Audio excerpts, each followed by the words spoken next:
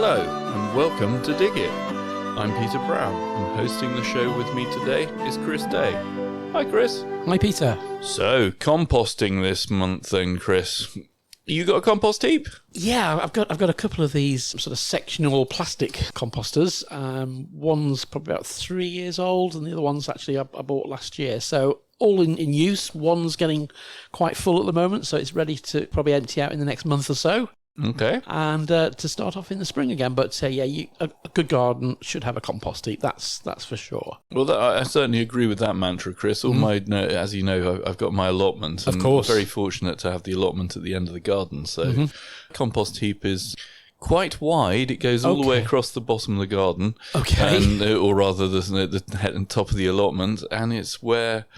I think it started off with some trees, and I've been over the last 12 years. I've been adding all my lawn cuttings to it, and just leaves and any organic rubbish just chucked over the fence and onto the compost heap on the other side of the fence. So it's a big old area then, Peter. It's massive. I mean, it must be about 5-6 meters long and probably about 1.5 meters wide and maybe a meter or so tall. But my intention, as all my intentions are always good, I'm going to sort it out.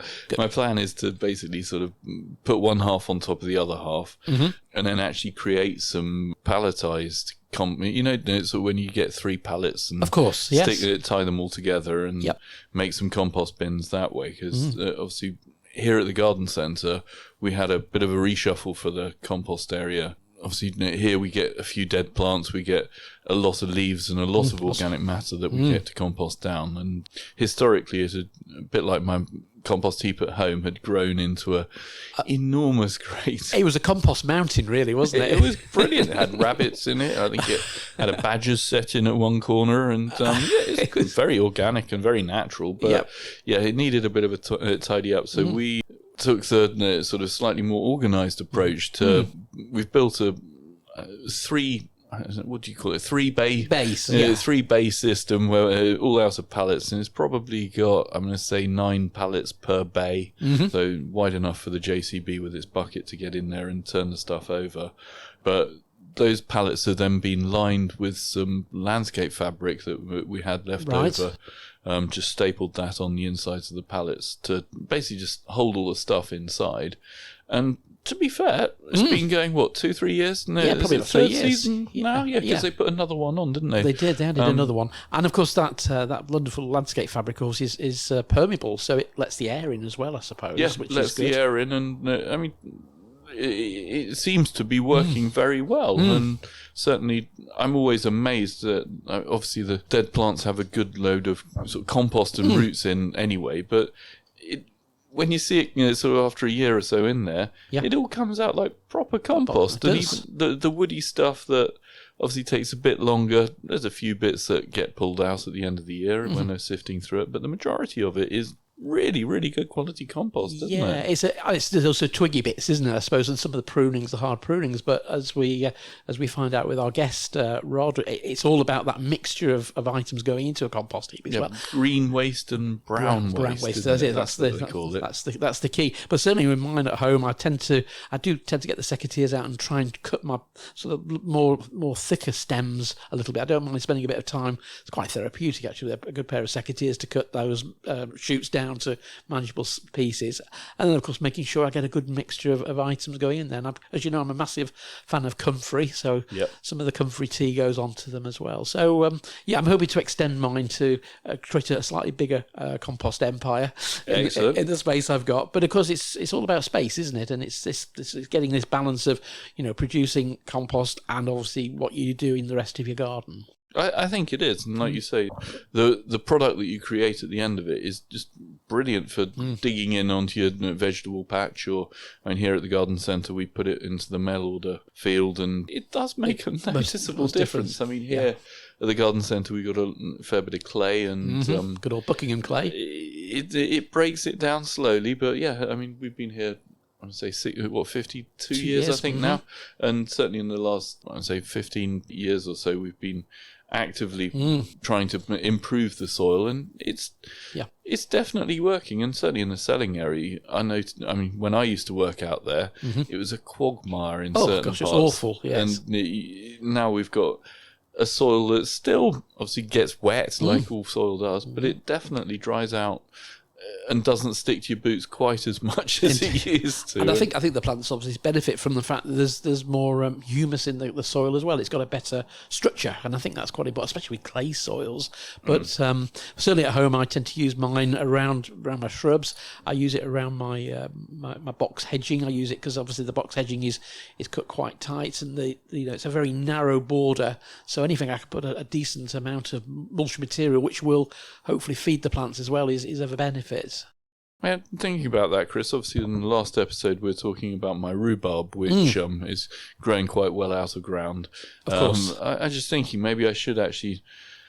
This should spur me on to digging up some of my 10, 12-year-old compost heap. I think it's a good opportunity to use that, save buying any more farmyard manure from the garden centre, won't it? That's brilliant. Indeed. Excellent. So in this episode, like you say, we've got Rod to come and talk to us about composting. Now, he's a bit of an expert, isn't he? He is, yes. He has his own sort of website, Carry On Composting, and he is a bit of a guru, actually. We've been very fortunate, actually, Peter, because he's been over here for a couple of times to speak to our customers and on our gardening talks. Yep. So he's well known to the Buckingham Garden Centre audience as well. But I think, as we find out, producing compost is an important element of gardening, and we all should take up the mantra. And of course, we need to recycle things, and of course, composting is the best way. It's certainly the greenest things we can do. And we're delighted to be chatting with Rod Weston, an enthusiastic composter and master composter, and hopefully he'll be able to guide us through this amazingly fascinating subject. Welcome, Rod, to Dig It, and where do we find you today? I'm sitting at home in Leicestershire in the conservatory looking out at a slightly windy garden. Oh, right, okay.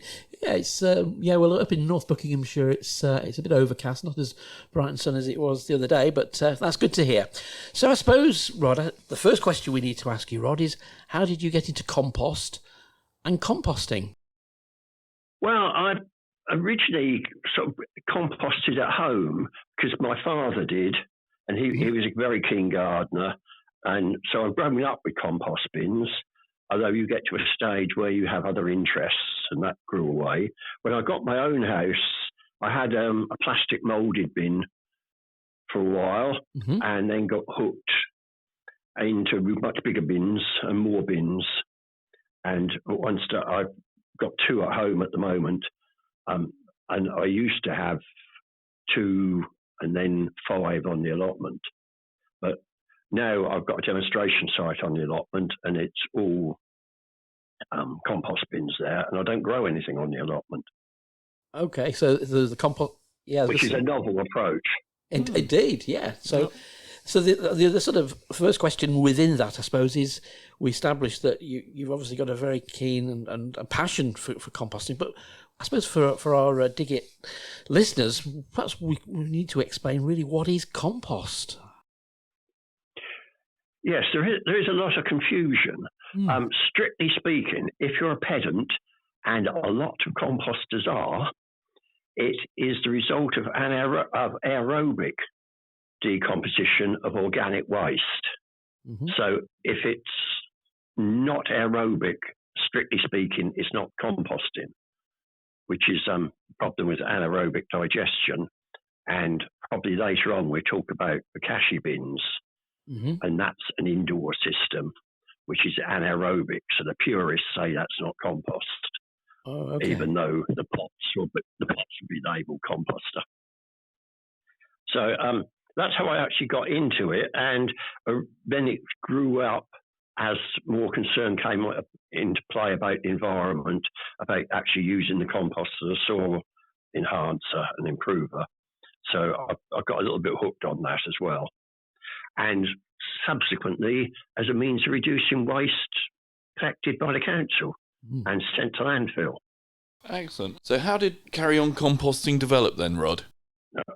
Well, I became a volunteer composter with the county council, and a garden organic master composter. Please don't blame me for the name. Excuse me, did you get a diploma for that, or a nice sign and a piece of paper being a master composter?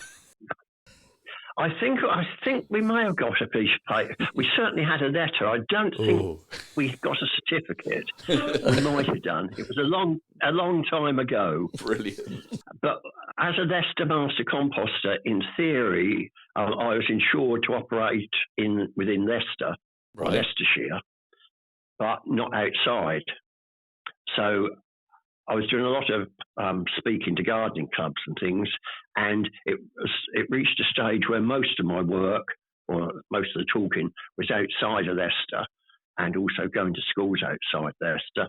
So I was looking for a name for something to cover what I did, and during a composting training session at Garden Organic, the trainer said, I will offer a prize for the first composter who comes up with a website with a silly name.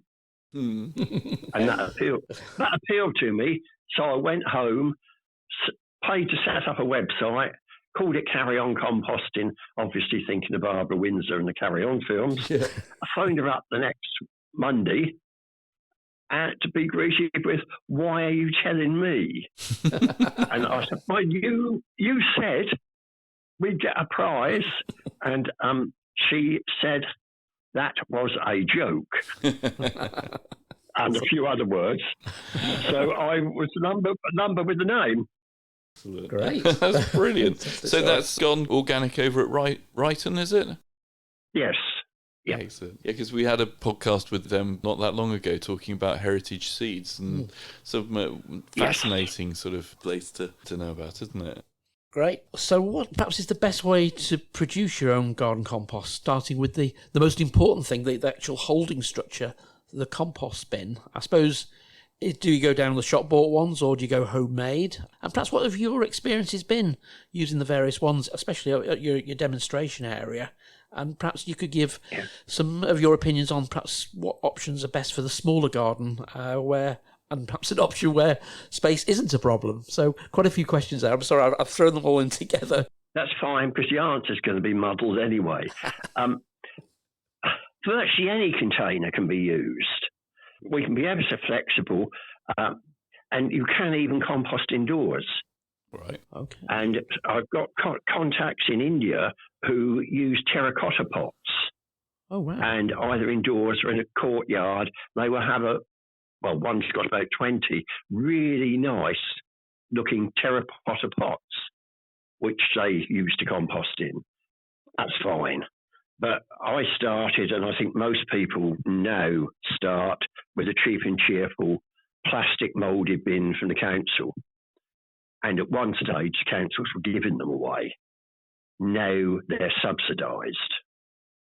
They are not quite, because they are cheap and cheerful, they may not be quite as good as the ones that you actually can buy, the cheap ones from the garden centre, but they're adequate to start with. And they take kitchen waste and garden waste, and that's uncooked kitchen waste. So it covers most needs, and you use cardboard and paper and things in them as well. Are these the sort of the Dalek type compost bins we're talking about? Yes. Yeah, okay. Yeah, with a sort of sliding sort of front lid. Yeah. Yes. The ones we get from the council at the moment have sliding lids. In a lot of the council ones now, or council subsidised ones, have clip-in, twisted lids and a clip-in hatch. Right. Which is not very convenient to use and will distort. If you buy them often from some of the garden centres or from the net, you can get them with sliding hatches, which is much better. Right. Okay. They tend to be a little dearer. But you can also, and at one stage councils were providing bins that didn't have a hatch. They were cone-shaped, and to empty them, you just lifted the compost bin off. And a lot of people with the existing ones with hatches will either lift them off or knock them over, which will leave a pile of compost shaped like a Christmas pudding. Okay, yes. And the stuff at the bottom will be done, the stuff at the top won't, because you keep putting it in, and then you take the stuff off the top and put it back in the bin, and the rest you can harvest. I get you. Yeah. So those are probably not the preferred ones. So somewhere where you can actually access the top and through the side or through the base is probably going to be a better option. Yeah. I would have thought. Mm-hmm. And then the next stage up are sectional plastic bins, Mm-hmm. which rather than being moulded in one piece, you buy in a number of pieces clipped together. And the better ones are them. They have better lids. They tend to be bigger, Mm-hmm. and they will the hole of one side at the bottom will open, so it's much easier to get to and harvest.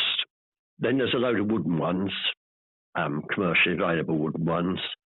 If you move on to places like allotments, you find a lot of the cheap council ones, plus pallet bins, where people have got 3 or 4 pallets, wired or screwed them together, and they work brilliantly. Mm. And as far as allotment gardeners are concerned, of course, they don't look very nice, but on allotment that doesn't matter, and they have the attraction of being free. Mm. Yeah, I was going to say, relating to that, at the garden centre we have pallet type composters, big bins, so you do need the space. Yeah, I think our ones have got probably about 8 or 10 pallets Yes. as their walls. And but to be fair, the JCB goes in there and turns them over every few months. And yeah, I think the staff here were really impressed with what a difference, because prior to this we were just literally dumping everything in a pile, and it just got left, and over about 10-15 years ended up being just an enormous great pile of very, very rich compost, because it had been there so long. But they were quite surprised that you can actually make compost so quickly in a relatively small area, and all you need to do is, like you say, sort of just pile it up and then turn it over, which is good. What's your experience, Rod, of the tombola style composters? I mean, are they any good? I always look at them and envious of the people on the allotment who've got them, because they look quite fancy. But are they any good? The tumbler ones come in both vertical barrels and tombolas. Yep. As you mentioned allotments, you will probably find some of the vertical ones sitting empty. Yep. They were the early models, and they spin round really nice when they're empty, but are very difficult to use once you put waste in them. They get quite heavy, I should imagine. Yes, yeah. The tombola are much better. Some of the cheap ones won't take the weight if they're full. Three quarters full, but the good ones are excellent. Okay. And I have just emptied one of my big ones, a big metal one, and it's filled 2 wheelbarrows, and you just push the wheelbarrow underneath, open the hatch, and it drops in there. Excellent. You just need to turn them regularly. Okay. And can you name drop any manufacturers for us, Rod? I mean, we like to give our listeners a chance to get things that are good. So if you've got a good recommendation of a manufacturer, that would be really helpful. I had deliberately avoided mentioning the name. Mantis is one that I really like. Okay, lovely. Brilliant. They do a whole range. They do small ones. They even do one that's on wheels, so you can take it around the garden with you. And I always tell people you can bring it indoors at night if you don't want to be parted from it as well. Fantastic. Their bigger ones are brilliant. Excellent. They're not cheap, though. Nothing ever is when it's any good, is it? Yeah, you get what you pay for, basically. As you mentioned, tombola composters. Yep. You can also get some really nice tombola composter called a Jora, which will take cooked food. It's insulated, so you can take cooked food from a cafe. And I have one on one site that we had nothing but sandwiches, surplus sandwiches. Right. Mm-hmm. And we did that with wood chip, and that produced a really nice compost. Oh, wow. Yeah, it might be over here, they now, I think, are trading under the name Joraform. Okay. Or being marketed under Joraform. Maybe we can have a look at that for our restaurant then, because obviously we create a fair bit of food waste here from our restaurant, and we're always trying to be as sort of ecological as possible and Yep. where we can recycle stuff. So I'll have a look at that. That's brilliant. Thank you, Rod. Yes. For a restaurant, you probably need one of the bigger models. The other one that's good for food composting for places like restaurants is Ridan, Ridan. And that's a continuous one. You put the stuff in at one end, Okay. twist the screw, and it drops out the other finished. Mm. And do we need to think about rats and mice at all when we're sort of composting? Yeah. What's your thoughts on that? Yeah, well, composting always gets blamed when a rat's seen. Yep. And I think with some of the open bins, if they're not turned and the rats aren't disturbed, they will nest in there. Mm-hmm. The main thing is, if you've got a plastic bin and are concerned about rats, is to buy one with a base or buy a base for it. That's a good idea. Which So they keeps them can't. They can't. They have to climb up the sides then to jump in. Yeah, all good. Yeah. Absolutely. Yeah. Or you can put weld mesh across the bottom, Okay. Yep. which works quite well. Some of on the dearer ones, of course, you can buy. If you've got a metal one, it's much more rat resistant. But I have to say, the Jora one I mentioned has proved very rat proof. It even in Canada resisted the attempts of a bear to get into it, and that's not a problem we have over here. No, But I a noticed. raccoon did work out how to open the hatch. Like intelligent squirrels, then. Yeah, no, the squirrel's going to be in ours then. It's a bit too big for squirrels to do. Rod, you mentioned also about the 3 or 4 bin system in larger gardens and maybe allotments. On that, it's all about temperature, isn't it? Because you've got these quite large volumes of material. Can you tell us a little bit about that sort of process and sort of temperatures you could sort of expect those to build to? Yes. Yeah, there are 2 systems. If you've got a small bin, you cold compost, and that can take about a year, 18 months. If you bring the temperature up, the bugs work much more quickly, and you can compost in a few weeks. Okay. Really? We're looking at a temperature of 40 to 60 degrees. Okay. And that will kill bugs, it will kill seeds, it will kill any perennial roots that are there. So that produces a better compost. To hold the temperature, you need to either have a very big heap. Like if you're turning your heap with a tractor, you probably don't need to turn it ever so frequently. If you've only got the minimum size they suggest is a meter cubed.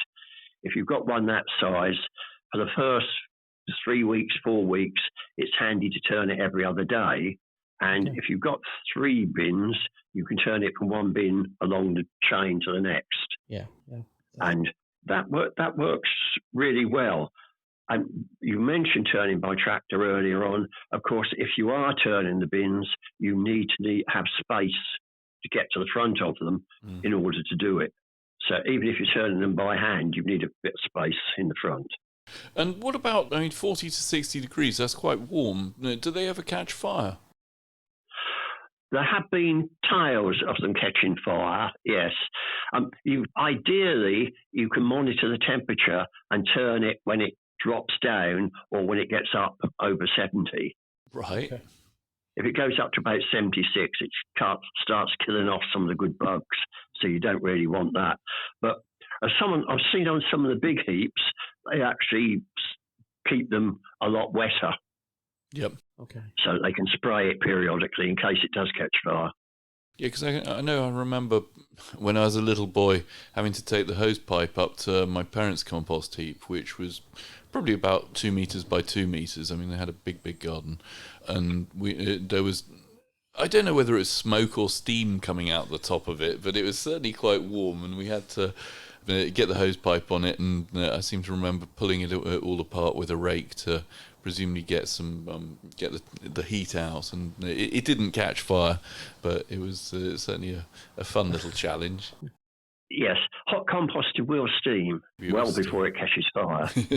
Let's hope it was just steam there. So basing that on temperature, Rod, do you think it's worth investing in a decent sort of soil thermometer for checking your temperature heating? Yes, is the short answer to that. Yeah, okay. I like a soil thermometer. Some of the systems you turn the heap every other day. With the thermometer, you don't do it so often. You only turn it when you need to. Yeah, okay. That's good. Thank you. And what about positions? I mean, does it matter where your compost heap is? Obviously, you discussed having a good space in front of it, which is useful for being able to get stuff in and out and turning. But does it matter if it's under the trees or sort of in full sun? For most compost heaps, they suggest keeping it in the sun, or at least so it gets some sun. That way, it helps it heat up and keeps it warmer. There is one, the Green Johanna, which also does cook food, which they recommend keeping in the shade, or shade for most of the day. But normally in the sun. Ideally, unless it's a well-sealed bin, out away from the walls or hedges, because our rats tend to have rat runs around the edge of buildings and along walls, and that way they bump into the compost bin, whereas if you move it further out, they've got to venture forth into the garden and feel more vulnerable. So it's a way of helping to control the rats. Good idea. The other thing which I didn't mention when you were talking about rats is that if you've got a plastic bin, if you hit the bin every time you walk past it or kick it, that either means the rat...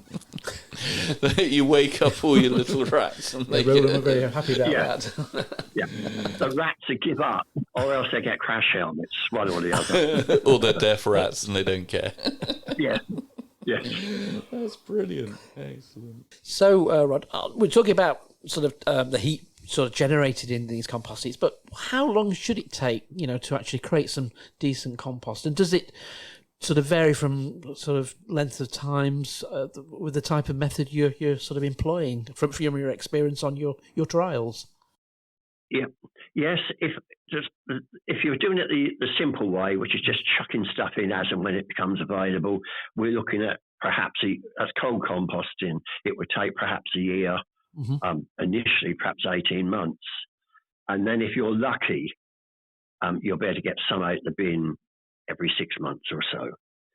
If you're going to pallet type bins or that size, and if you cut the material into 2-inch lengths, this is getting fiddly, and turn it, put it in the bin in layers and water it, and then turn it every 2 days for the first 3 weeks or 18 days, you can get compost within 3 weeks. Wow. Or you could get a life. Right. I think this team, it must have come up as a university project, because I don't know of many people who actually do. I don't know anyone who does that. No. But if you turn it weekly for the first 3 weeks, you will speed it up. And we can be looking at 12 weeks, a little longer. Because I've got several bins, I tend to fill the bins during the summer and then use them the next year. Nice. Or give the compost to our plot holders for the next year. So at the moment, we're busily harvesting. We've got 20-odd bins, harvesting most of the compost there and trying to persuade people to take it away to fill their raised beds and use as a mulch. I was going to say, Rod, maybe also it depends when you actually start your compost heap, what month of the year in many respects, because of the type of material you're putting on there. I mean, I've got 2 compost heaps on the go at the moment, and I know one is coming to the point where I'm going to have to put it onto the garden, so therefore I'll be starting probably a new heap in the next sort of month, 6 weeks. So yeah, the material probably has a lot to say in the process of the compost long term. Yes, if it's a garden compost system, then it does vary an awful lot as the year. Like at the moment on the allotment, I'm getting brassica stalks, which of course need smashing up because they're too thick and hard. I've had a whole load of chrysanthemums at the moment, and raspberry canes, which aren't things that are going to compost quickly and easily, but they count as browns. Whereas if you've got a bin in the garden at home, you will probably have a constant supply of nitrogen-rich kitchen wastes And thank you to Amazon, you have a constant supply of cardboard. Indeed, yes. So the household bins will tick over and keep going with more or less the same stuff throughout the year, whereas the garden ones, as you say, will vary a lot. But the best, although I keep filling mine during the winter, the best time, of course, is the spring and the early growing season to get it going because it warms up. And then the autumn harvesting time is when you really get masses of goodies. Yeah, for sure, yes. And does the winter temperature, being outdoors compost bins, does it affect the speed much of the compost, or does the internal sort of temperature carry on with the breaking down of the waste at sort of similar temperature all year round? Yeah, it depends on the bin. If you've got a good insulated bin, it will carry on working if you keep feeding it with the right food. If it's an ordinary plastic bin or probably a pallet bin, as the temperature drops, the temperature in the bin will drop.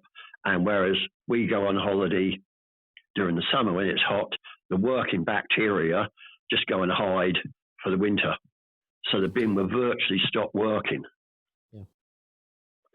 Which is why if you've got a wormery compost system, you tend to put it in a shed or insulate it for the winter. Okay. Rod, so we talked about the processes of creating compost, but what can we actually compost? Is there things we should avoid and we shouldn't add to our compost? Is there a sort of a proper listing of these sort of items we need to be really aware of? There are masses of this. I thought there might be. And yeah, a few of them actually agree with each other. Yeah, basically, they say anything that's lived can be composted. Mm-hmm. And that might be true, but it may, just because it can be, it doesn't mean you want to compost it. Okay. Like that way you'd be composting Japanese knapweed, spreading horrible things. Yeah, indeed. Knotweed. Right, what we can do, most materials are divided into greens, which are rich in nitrogen and are usually green, and browns, which are high in carbon. Okay. So the greens would be uncooked kitchen waste, garden vegetables, annual weeds, but if it's in the small compost bin, not the seeds. Okay. Mm-hmm. Grass, nettles and comfrey, everyone likes them. Old pot plants, tea bags and coffee, manure, mature manure, and I know that doesn't look green, but it's high in nitrogen, so it counts as a green.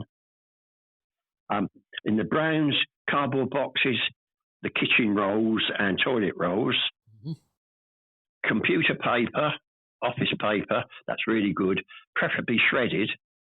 And of course, that's a good security device as well, because no one's going to pierce you up, put your name back together from a load of compost. That's true. Yep. Can you use newspapers as well? Yes, you can. Because we've got a good recycling system, I tend to recycle the newspapers because I have enough browns otherwise. Any woody material, if it's thick, then put it through a shredder.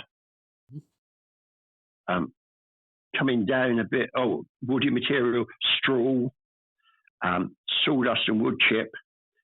Down the scale, crushed eggshells. Some people wash them because they're afraid the rats will smell the egg. And of course, they're high in calcium as well. Natural fibres, so wool and cotton. So just be careful if you've got an old cardigan, which it's just comfy, the buttons dropping off and holes in the elbow, that someone might nick it and compost it. That needs cutting up. Yeah. And a lot of the wool and cotton, of course, particularly wool, may not be pure wool. Some stuff might survive. Vegetable stalks count as browns, and they need chopping and crushing so the bugs can get at them. And even feathers. So if you've got chicken, the feathers and the sawdust from the chicken run or chicken hut are brilliant. And you can, but that also do dog hair.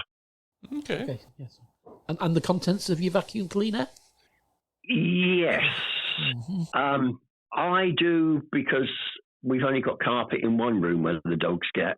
Because if it's a natural carpet, fine, but a lot of them now have got a lot of nylon and artificial stuff in. Okay. So not too much carpet, but dog hair and stuff in the carpet cleaner, yes, most of us put it in.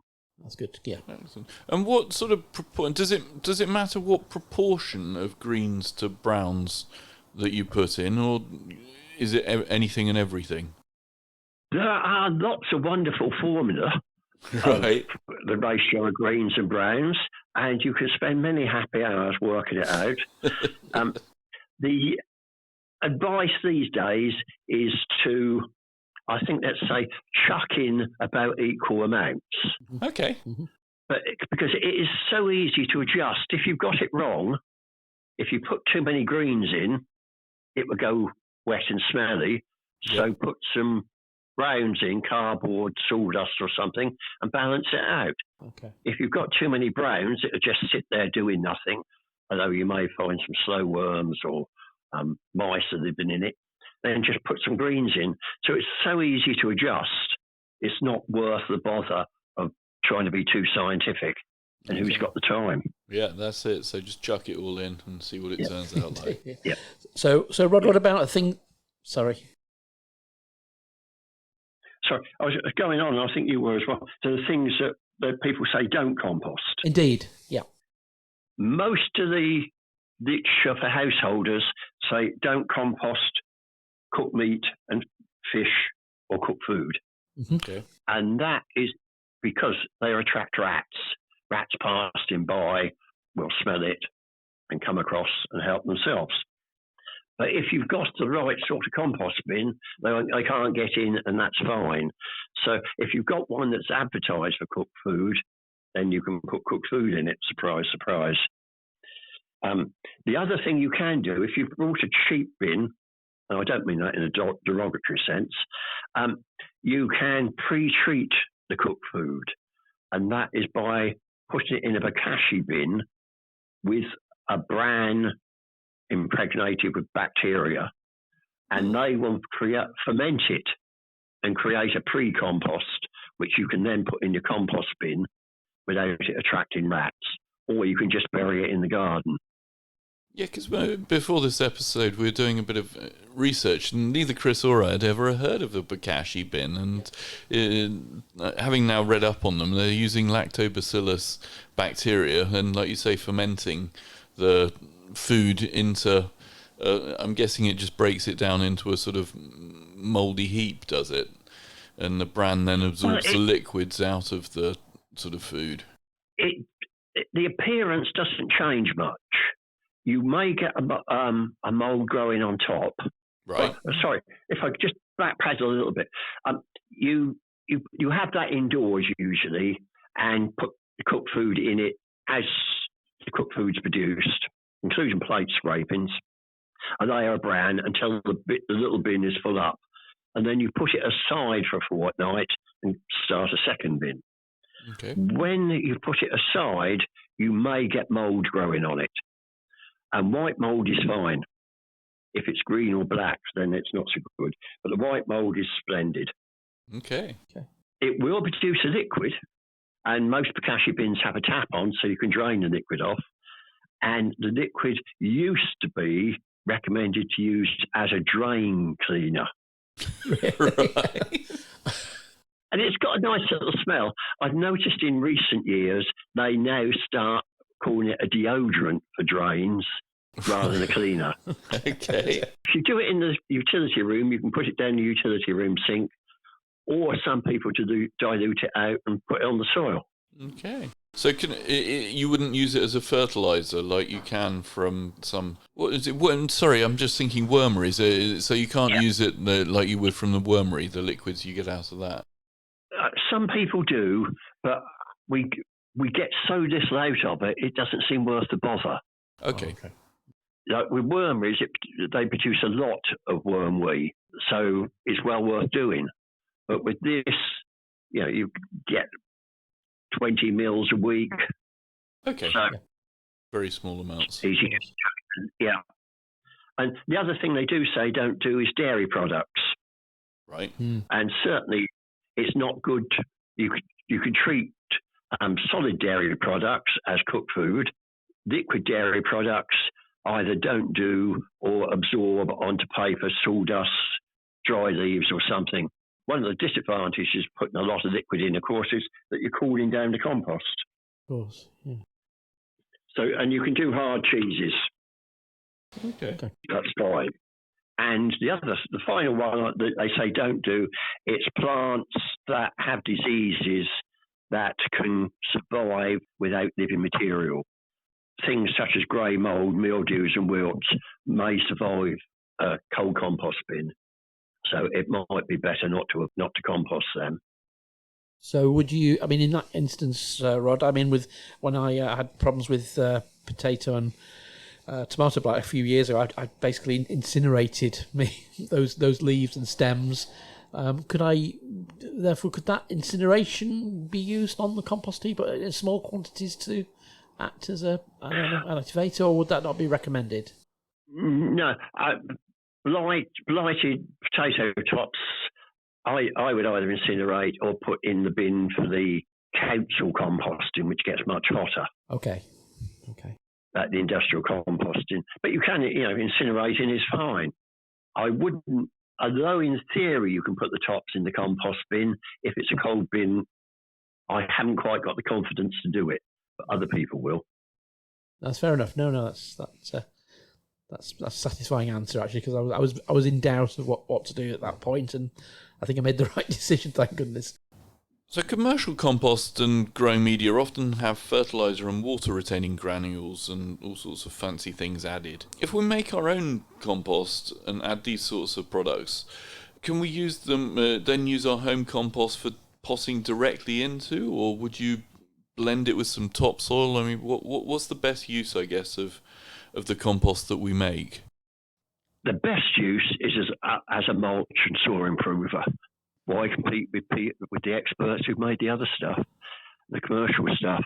But there are people who make their own seed and potting compost using home compost as a base.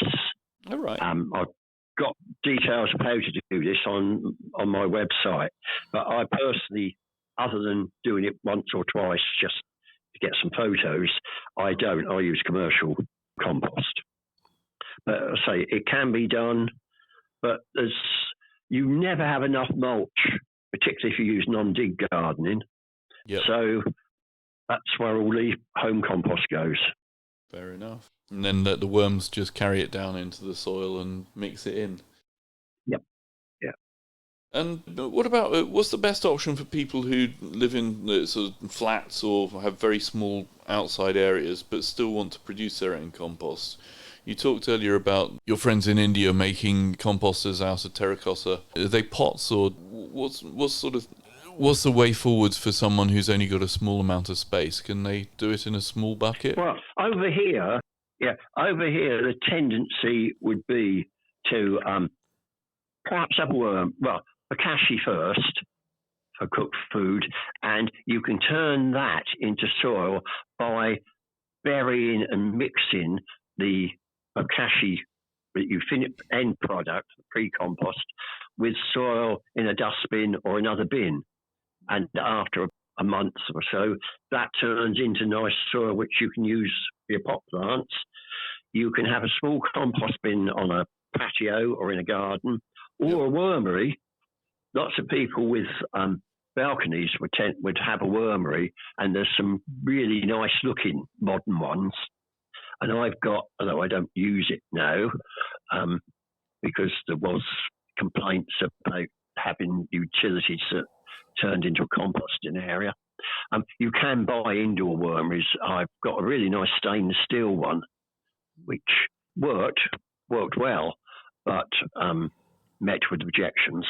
Okay. And just out of interest, what sort of worms did you put in your wormery? Because I've always been interested by worms. And is it brandling or Brandling? Yeah, brandling, isn't it? Brandling. The brandling, and the other one often now, if you buy worms from a wormery worm supplier for composting, you get a mix.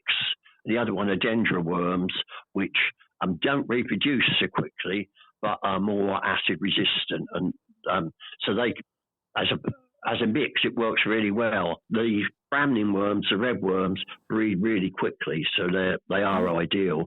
Okay. Can you go and charm your worms? I mean, I don't know if you're still allowed to do this, but we used when I used to fish as a boy, we used to go and get some water and water a patch of ground and jump up and down on it. That was do it at night, and that was meant to bring the worms up. Did occasionally. Would you suggest buying the worms or just digging around in the garden and getting some that way? Or find a manure heap somewhere and helping yourself. Yeah, that's a good way. The worms are composting worms, which live in the humus at the top of the soil. Okay. The ones that they tend to use in the worm catching thing are earthworms, which burrow down into the soil. So I personally tend to buy them. Well, when I say I tend to buy them, I did buy my first batches about 10 years ago, and from then on, they breed. So once you've got them, perpetuate, yeah, and an awful lot of fishermen do have wormeries. Okay, but for that reason, there is a conflict there, of course. If one member of the family is a fisherman and the other is a gardener, they end up fighting over who has the worms. It could be a lot worse. Yeah. Okay, Rod, I've got a few sort of quick fire questions which we had when we were chatting to you today from the office. So I'll start with, are holes in the side of a compost bin essential? No. Okay. It's a quick answer, but they do need to have something so that air can get in, but in most cases it comes up through the bottom and through loose pack compost. Right, okay. So I suppose those compost bins with, like you were mentioning, having a base to them, perhaps it's essential that they have some extra ventilation, shall we say, within the structure. Would that be true? Most of the ones, yes, you can have ventilation within the structure. You can have some have vents, some have small holes. The ones with bases, most of the bases have small ventilation ducts in the bottom anyway. Okay, that's great. Yeah. And is it true that a compost heap is a breeding ground for slugs and snails? As a gardener, I mean, I've got a compost heap. I've never found that to be true, but I suppose, well, please. Yeah, it does. It can be. And I think you're more aware of it if you have a wormery, because you can see the slugs around the top of the wormery. But the slugs that you tend to get there are good ones. Okay. They eat dead material, not living plants. Fair enough. Well, that's good. Is the layering of compost ingredients in the bin essential? Going back to a little bit earlier, actually, is the layering process an important part of the whole idea of creating a good compost bin? For most systems, it's not essential. If you've got a black bin, you just put stuff in as it comes, dalek bin. Layering is really, if you've got bigger bins, it's just a way of physically getting the initial green-brown ratio right. Okay. And how important is it to turn the contents of the compost bin on a regular basis? Controversial one. Lots of people don't turn it at all. Okay. Particularly if you've got a dalek bin, you just chuck stuff in, and 18 months later or a year later, you take stuff out. Turning introduces air. It will help if you want to hot compost because it gets the bugs going again. But in most cases, you can use passive aeration with the air just filtering its way through the bin. So, no, it's not essential. That's good. And a question I'm sure a lot of people will ask is how about putting grass cuttings into your compost bin. What's your thoughts on putting that particular material in quantity? Yeah, because too many grass cuttings go black, smelly, and anaerobic, and it puts a lot of people off. So you're right to highlight that one. It is really good though. It's rich in nitrogen. Mm-hmm. What you need to do is mix it well with browns. Otherwise, it will mass and turn wet and smelly. So add it in thin layers. Mix it. If you've got a big lawn or a paddock, you can do something called grass boarding, not to be confused with waterboarding, and that is just alternate layers of grass and cardboard, and you can do that over quite a big area, and that will produce a nice compost for the next season. Okay, that sounds a good old plan. And are there any other ways of accelerating the composting process? Covering the heap, adding worms, well, we've sort of covered that. Adding a compost activator. Urine? Yeah. Yes. You mentioned urine. The first thing to say that if you've got a dalek bin, it's okay for chaps to pee into it, but ladies should be careful because it doesn't have foothold. Right. Okay. And you brought it up, not me. Yeah. Yep. The compost activators are brilliant. The ones you buy are good if you've got the mixture on. If the mixture's right, they won't add an awful lot. Okay. But then if the mixture's right, you probably won't buy them. But if it works for you, the other ones, the natural free ones, comfrey, nettles, manure, yeah, they're fine. They introduce nitrogen. They speed it up. They're good. As I said, the shop ones have mixed reviews, but I've never heard of them doing any harm. So it's belt and braces, really. For sure, yeah. No, I'm a great believer in using comfrey. So I can drain off to create my comfrey tea. I could use that in a watering can and apply that instead of perhaps watering my compost heap. Would that work well, Rod? Yes. Yep. Comfrey tea. The fashionable one this year is banana tea. Oh, okay. Yeah, it's full of phosphates, isn't it? I've heard about that. Yeah. Okay. And you can just use that comfrey tea. It smells quite pleasant. Yeah. Certainly compared with comfrey, it smells quite pleasant. Most definitely, yeah. Comfrey's a bit of an acquired fragrance, to say the least. And what about fallen leaves? Obviously, in the autumn, when we get that build-up of deciduous trees shedding, what's your advice on those? This is another one where there's conflicting advice. Most of the stuff in the UK advises treating leaves separately in probably a plastic bag with holes in, leave it wet behind a shed for 2 years, and you get leaf mold. Yeah. The Americans are very hot on using leaves rather than cardboard, and I think it might be because a lot of American composters have got bigger properties and have a lot of leaves and perhaps not so much cardboard. I don't know. And they were saved the dried leaves to add as browns during the winter. Okay. And they are good at absorbing water if it gets too wet as well. So presumably it's a bit, you just follow the philosophy of mix it all up and put a bit of everything in, and you'll turn up some good compost. You don't want to just put all of the leaves in a big pile, or all of your leaf cuttings all in a big pile. Mix it all up wherever possible. Yep. Brilliant. Yep. If you pile the leaves all in a big pile, eventually you end up with leaf mold in the middle. If you're making compost, as you say, mix it. Yeah. Oh, yeah. The other thing, Rod, was other additives. So could you use your wood ash as a because it's a high amount of phosphates? Would that be a useful additive? And things like coffee grounds. You mentioned manures as well, and even adding some coffee. Yeah, coffee grounds are very commonly used. They are good. They're good at keeping it going during the winter as well.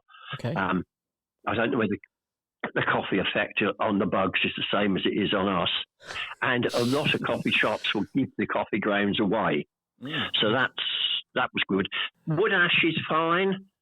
Not coal ash, but wood ash in moderation. Okay. Like in everything else, don't go silly. Wood ash is fine. Yeah, I know. In my wood burner, I have a large sort of plastic carry a bag, one of these recycle bags, and I just go along every couple of weeks and just put a handful on as a bit of an activate, and it seems to work. It seems to disappear and such like. But the other thing was, Rod, actually putting a little bit of your own garden soil. That's something I've heard. Is that true? Does that help the process? Yes, and in fact, back in the sort of 50s, 60s, it was almost an essential to have layers of garden soil when you were layering your compost bin. Oh, okay. It's presumably it adds all the bacteria that's naturally in the soil and just helps propagate more bacteria in your compost heap. Yes. I think that was exactly why I was doing it, to give it a boost and pre-inoculate. And I think if you put a bit of soil as a top layer, it also helps absorb some of the gases. Okay. Yeah. Good point. Yeah. And I'm not sure about the gas one. There's certainly been reports of it, but I haven't seen any personally. I haven't seen any peer-reviewed documents, but it does seem to make sense. And just thinking, so when we have compost in bags that we buy from the garden centres, they always say try and use it within the year and don't sort of just let it sit there for years as it slowly degrades. Now that's obviously partly to do with the fact that fertilizers start leaching out and breaking down and things like that. But the natural compost that we make at home, do we have a sort of use by date on that, or can we just leave it sat in the compost bin ad infinitum if we don't need it? Well, people do tend to leave it probably for a year at least to mature, which isn't doing any harm whatsoever. So it will keep for several years, I believe. It may go up a little bit, but if you're using it as a mulch, then the organic material will still be there. Okay.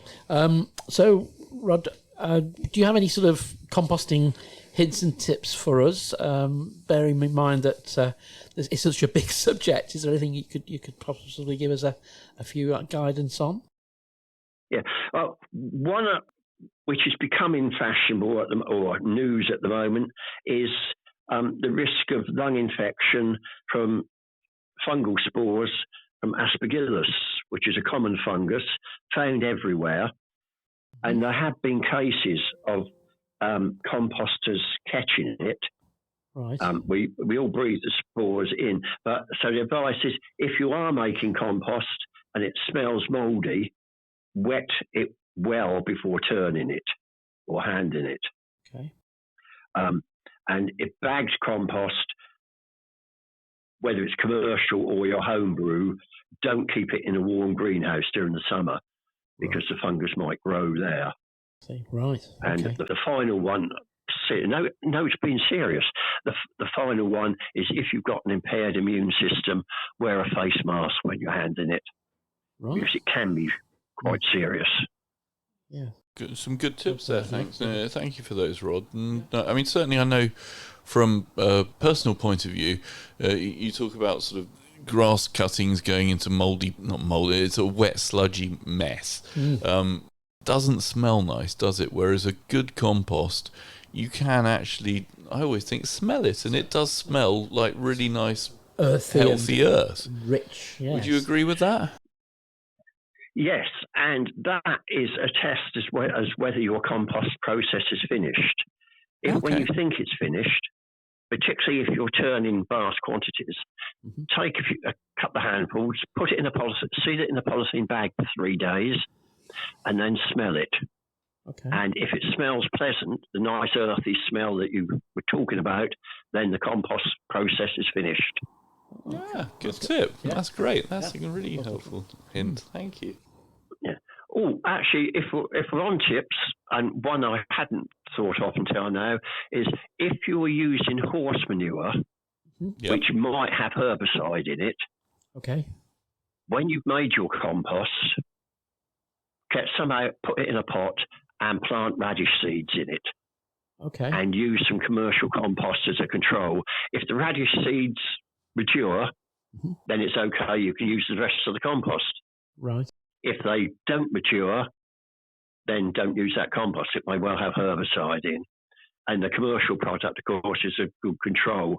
We'd expect the commercial product to outperform the homemade one, because of the goodies that's been added to it. Of course. Excellent. Yeah, good tip. Compostable packaging is becoming more and more popular these days, especially with the supermarkets and shops now providing so many items in much more recyclable stuff. So with this matter, I'm just thinking here we got my B magazine turned up in a traditional envelope, whereas last year it was put into plastic packaging. Our GTN magazine comes in a opaque sort of, I think it's potato starch wrapper. Is that sort of stuff okay to chuck in a compost bin? First thing is how what they've described it as. If it's biodegradable, it just breaks down over 5,000. We're all biodegradable. It won't come quickly in the compost bin. If it's labelled compostable, that applies to industrial composting. Okay. So that's when the council take it away, except they probably won't take compostable bags because it's not in they will have contracted out the composting and it's not in the contract to deal with it. Right. So it is a problem. If it says home compostable, then you should be able to do it at home. But tear it up and it might take ages. I've just done an experiment with 3 bags, and after I started in September, and 2 of the 3 still haven't shown much progress. Okay. The corn starch and potato starch is a big improvement, and particularly in hot composting, it will break down. Okay, that's useful to know. And just thinking, you talk about home composting versus sort of industrial composting. Is there a sort of universal symbol yet for home compostable, or because normally you got like the triangle with the 3 arrows going around that indicates it's recyclable. Is there a symbol for? Yes, there is a symbol. It will carry the word, and I can't remember what the graphic is, but it will carry the words home compostable.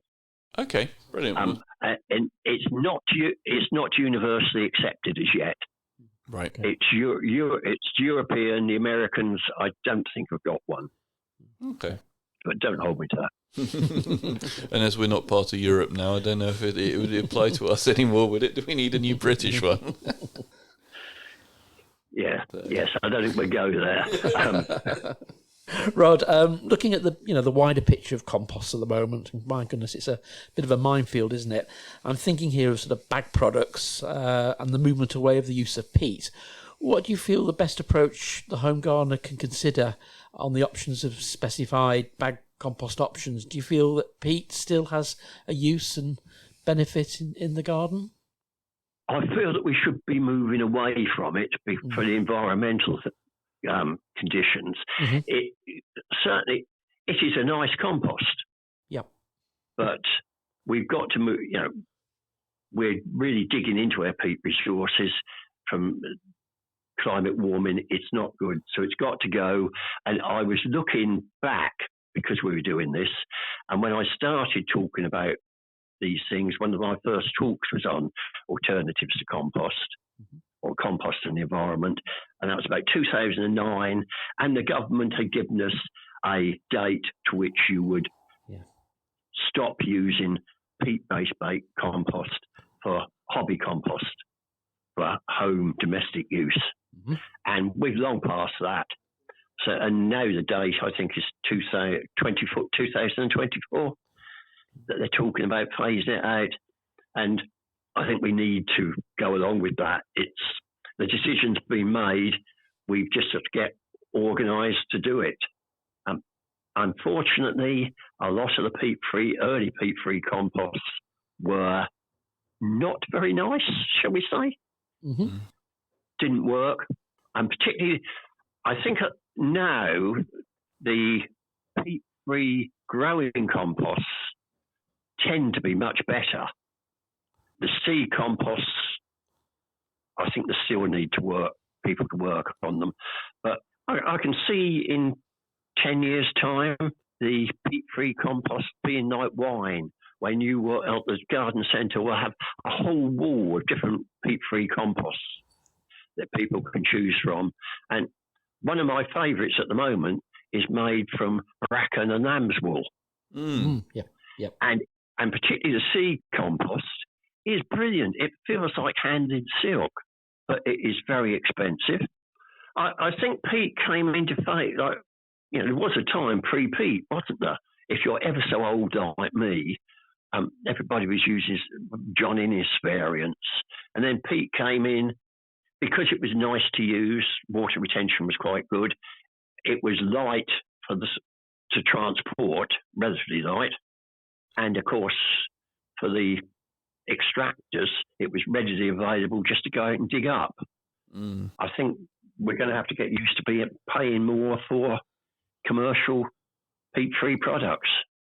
I think that you're right there, Rod, don't you? Here at the Garden Centre, we've noticed that over the last few years, there is the likes of Sinclair and Evergreen have slowly been filtering through more and more peat-free alternatives, and obviously the New Horizon range has been peat-free for a while now, and it's certainly the one you mentioned, the wool, called Dalefoot compost. Dalefoot, that's yes, it. Yeah. I mean, it's not cheap, but I'm really pleased to hear that you've got on well with it, because certainly when you're trying to persuade customers that it isn't peat-based, but it is more expensive, they're like, I'll just go with the cheap stuff. But I think as we move forwards in life, hopefully we can accommodate that cost, and the more of it we sell and make, the cheaper it gets, isn't it? And I think that the big downside of course, peat-free compost is the water retaining qualities, or the lack of them. That's the problem. I think it's the management, isn't it, Rod, of these composts, and how the gardeners are going to work with them. They're going to have to use a whole lot of different sort of horticultural procedures and practices to get used to these new mediums. But very encouraging on that front. Yeah, I think that we've got to accept. We've got no choice. We've got to accept it. I'm sure the trade will come up with really good alternatives. Like, it's early days yet, but in the meantime, gardeners are going to whinge. I know I do when you find just how much more expensive it is. Yep. But you can't blame the people who are selling it. Excellent. And so why would you say, Rod, that homemade compost is better than peat-based compost, other than the fact that if you're making it yourself, it's a bit cheaper? A lot cheaper. From the environmental point of view, it's stopping waste going to landfill. Yep. Which used to produce methane, although they are harvesting some of that now. It's saving the road bars of councils coming around and collecting it. Yep. And of course, councils know if they collect waste, green waste, most of them are charging for it. Yeah. Which rather upsets the customer who's used to having it for free. Vested interest here, our council is one of the one in Leicestershire who still collect one bin of green waste free. Wow, you're lucky. Northamptonshire, just south of you, we're £40 a year, and there's a big debate going on at the moment about whether South Northamptonshire should have to pay, because they're free at the moment, and now they've unified the council. Yep. The whole of Northamptonshire is trying to charge £40 a bin, but I don't know what the going rate is, if Northants is overcharging or undercharging. I think it's about the going rate. Yeah. But Buckinghamshire's between 30 to 35, isn't it? So it does vary. There's variations in the cost. Yeah, £40 doesn't seem unusual. Excellent. Yeah, but at the end of the day, I suppose it does cost them money to get rid of it, but then why do we pay council tax? But that is really a whole nother wormhole to go down, isn't it? Definitely. And I was going to say, Rod, on curbside collections of garden waste, yes, they're costing £30, £40 around. But what actually do we know what sort of process that material goes through to become material which is then obviously sold back to us as gardeners? Do we know any of the intricacies there of the process? The most popular one is windrow composting. Mm-hmm. So it would go off to a large field and be spread out in a vast windrow, mm-hmm. and then every so often turned down the field to make another one and another one and another one. And that will kill off everything because it's really hot. Okay. It tends to be a bit of a problem with leachate unless they got it in quite the right place, and people perhaps may not be too keen on having it installed at the bottom of their garden. No, of course.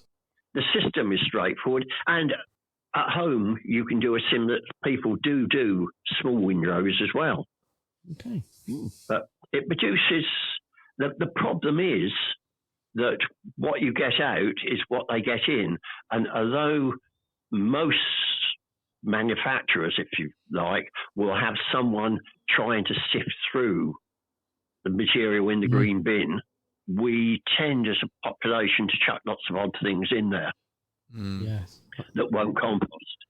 And that's what gets it a bad name if they find their way through to the finished product. Yeah, I'm thinking of bits of glazing, bits of glass, bits of pots, bits of pallet.